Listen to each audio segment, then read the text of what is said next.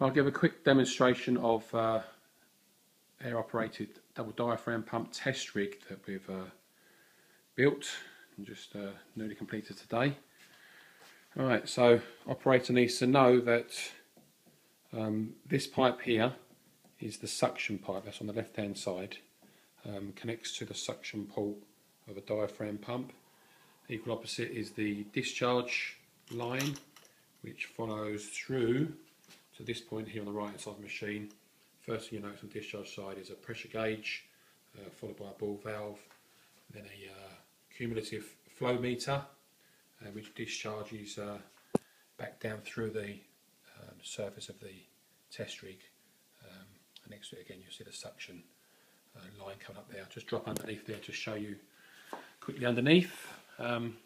Two lines going into a water tank. Line nearest me there is the suction line, which goes to just about 2 inches from the bottom, and the discharge line, which terminates open-ended 2 inches above the top. Right, this point here is your air inlet. It will be supplied with a female 1/4 inch port at this point here. I'll take all this bit off because I'm not sure what customers' requirements will be. Air inlet point, but filter regulator. I've set this one at approximately what's that, 3 millipascals, just for demonstration. And then obviously after that we've got a ball valve to stop and start the pump. Nice curly air line there in yellow, which will then go to a quick connection here, and this part of the quick connection is finishing with a 1/4 inch male, which suits the pumps for this particular customer that they'll be testing. They'll be testing 1/2 inch Arrow and 3/4 inch Yamada, both of which have a 1/4 inch air inlet. Right, so on setup, obviously connect your air, connect your suction and your discharge connections. Make sure your tank's got some water in it, and simply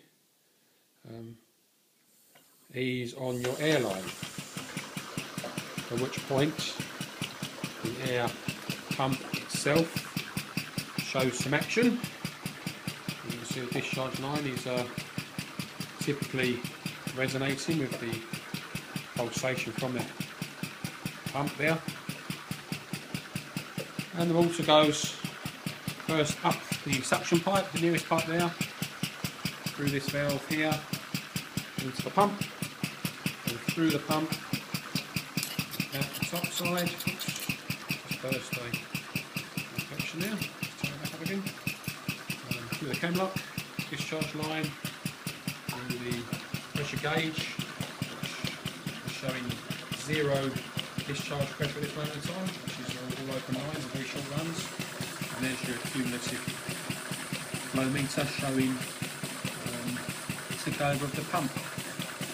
Now, one point of this rig was to test that the pump is been repaired properly. You can see it's running and pumping at the moment. One thing is worth putting some pressure onto the discharge side. You can inherit pressure by closing this ball valve here. Simulates a long or tall discharge line. You can close that all the way to this head, and the pump shows a stall and just over 4 bars showing there on the gauge. This is the point where you check your pump repair. It had got a little leak coming through there, but that's just on the cam lock connection. It's just a hand tightened PTFE thread there. So you've got a tiny little drip there, but it's more these areas. It's more your seals, your suction and discharge valve areas, and where the diaphragms have been bolted up. No hissing at all on this one, which means the pump's nice and tight on the air side. No wet side leaks that I can see at all, other than, as I said, a drip at the top. This pump is basically good to go. Now, what you might want to do is just to give it some more air. So we just turn air up to maybe 5 millipascals, or sorry, megapascals, which is 5 bar. Again, slowly feed the tap on for the airline. Sorry, forget that. Slowly let off the fluid ball valve, which is a deadhead in the back again. There we go. Again, 0 discharge pressure shown at this moment because they're very short runs, and the flow meter again is ticking along rather nicely, showing a healthy discharge.